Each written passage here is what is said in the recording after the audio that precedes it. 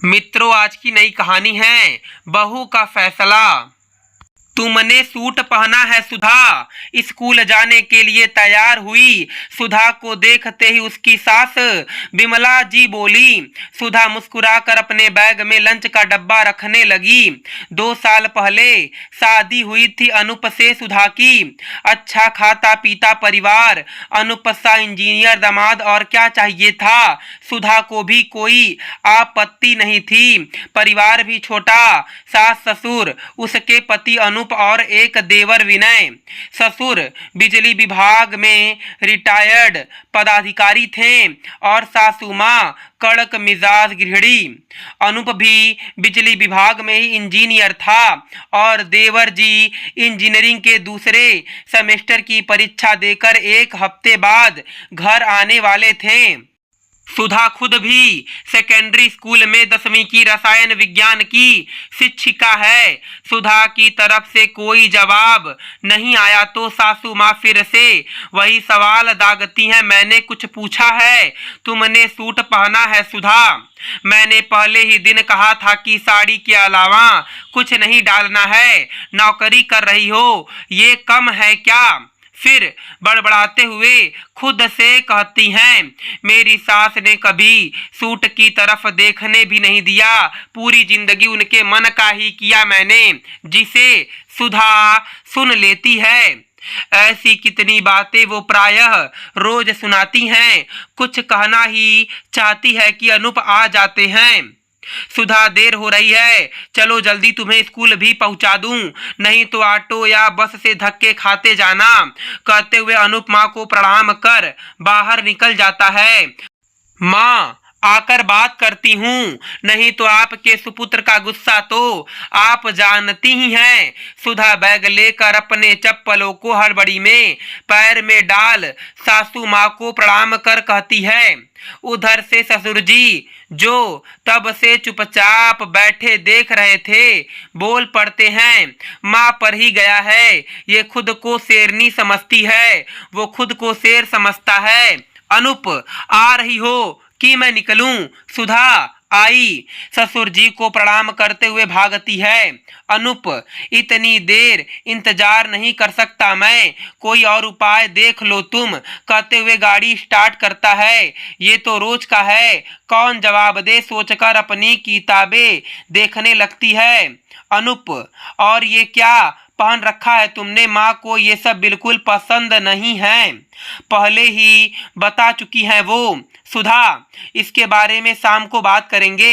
अच्छा सुनिए, 1 हफ्ते बाद विनय भैया आ रहे हैं, मैं सोच रही थी उनसे गाड़ी सीख लूंगी। अनूप, अब ये फितूर कहाँ से आया दिमाग में? माँ को पसंद नहीं आएगा। सुधा, नहीं, वो मैं सोच रही थी एक छोटी सी गाड़ी ले लूंगी तो स्कूल आने जाने में भी और भी जो बहुत सारे काम होते हैं उन्हें करने में सुविधा होगी।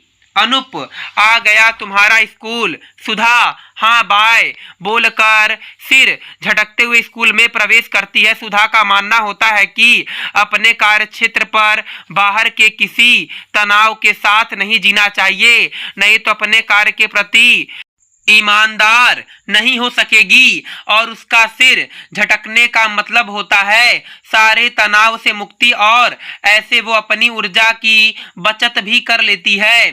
साथ ही उसके चेहरे पर हमेशा एक तरोताजा कर देने वाली मुस्कान आ जाती है। कोई भी खुश हो जाए देखकर सुप्रभात भैया, स्कूल के चौकीदार से कहती है और रुक कर उनका और उनके परिवार का हाल चाल लेती है। चौकीदार, खुश रहो बेटी। चौकीदार अधेड़ उम्र के होते हैं तो सुधा उन्हें कहती है, बेटी बोला करें। सुधा अपने ऑफिस जाकर उपस्थिति दर्ज कर प्रार्थना सभा की ओर चली जाती है।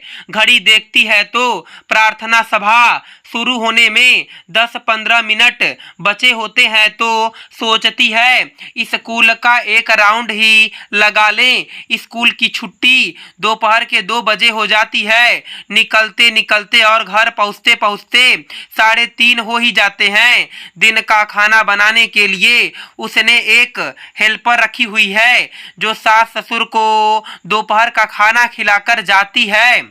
पर घर पहुंचकर सुधा भी खाना खाकर थोड़ी देर आराम करने कमरे में जाती है। तभी उसके देवर विनय की कॉल आ जाती है। क्या भाभी, क्या बवाल कर दिया आपने आज? माँ काफी गुस्से में थी और पापा आपकी तरफदारी में। विनय हंसता हुआ कहता है, आज मैंने सूट सलवार डाल लिया था। सुधा मायूस होती हुई कह रही होती है, कुछ गलत नहीं किया आपने भाभी, जो भी आपको आरामदेह लगे वो पहनो। बस मैं तो ये जानना चाहता था भाभी की इतनी हिम्मत आपके अंदर आई कैसे? ये रहस्य जानने के लिए कॉल किया है मैंने। भाई के अलावा उस घर में माँ की बात कोई काट नहीं सकता, पापा भी नहीं। विनय फिर हंसने लगा। विनय भैया, मेरी देवरानी की वजह से ये हिम्मत आई मुझ में। सुधा भी अब चुगलबाजी के मूड में आ गई। देवरानी कहाँ से आ गई इसमें? जलेबी मत बनाइए भाभी, सीधे सीधे बताइए। विनय सुधा से अनुनय करता है। ठीक है तो आप टी टाइम पर वीडियो कॉल कीजिए। आपके भाई और सासू माँ के सामने ही बताऊंगी मैं। अब थोड़ी देर आराम कर लेती हूँ मैं। सुधा कहती हुई कॉल काट कर देती है। शाम में चाय की ट्रे टेबल पर सुधा ने जैसे ही रखा, उसके मोबाइल की घंटी घन घना उठी और सुधा नाम पढ़ते ही मुस्कुराने लगी। किसने कॉल किया है? बहुत मुस्कुरा रही हो। अनूप मोबाइल की ओर देखता हुआ बोलता है।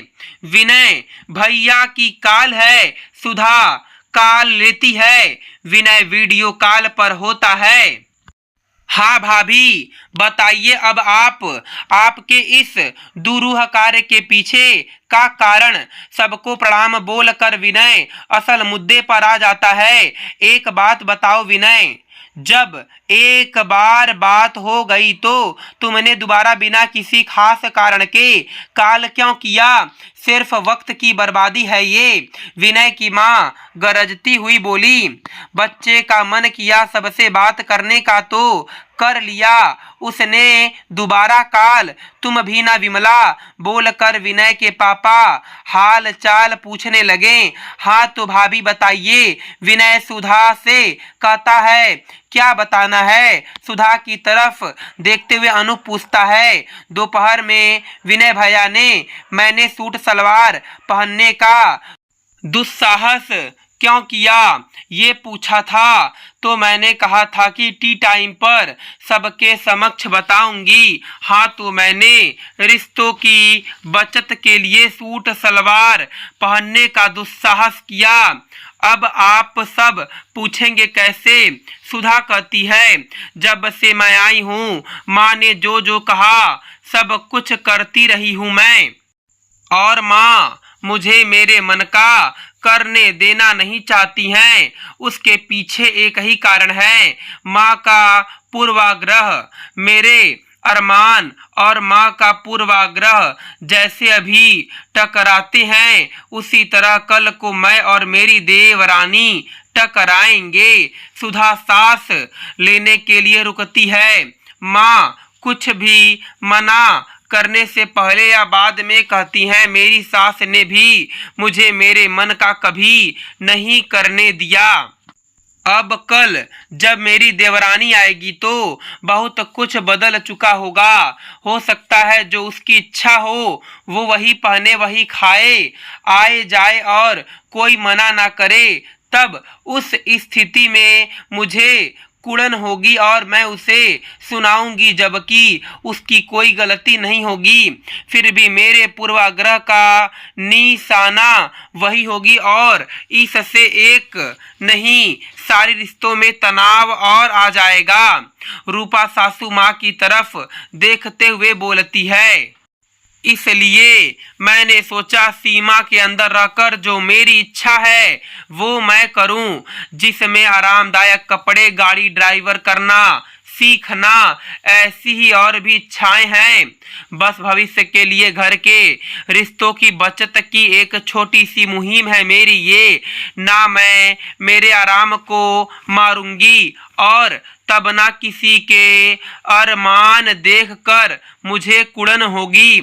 सुधा बारी बारी से सबको देखती हुई कहती है, नाज है बेटा तुम पर। ससुर जी उठकर सुधा के सिर पर हाथ फेरते हुए कहते हैं, प्राउड ऑफ यू भाभी। विनय ताली बजाते हुए कहता है। सुधा अपने पति और सासू माँ की ओर आशा भरी नजर से देखती है। दोनों मंद मंद मुस्कुरा रहे होते हैं, जिसमें स्वयं के लिए समर्थन का भाव देख सुधा खिल उठती है। धन्यवाद दोस्तों, मैं उम्मीद करता हूँ कि आपको यह कहानी पसंद आई होगी। फिर मिलेंगे आपसे अगली कहानी में।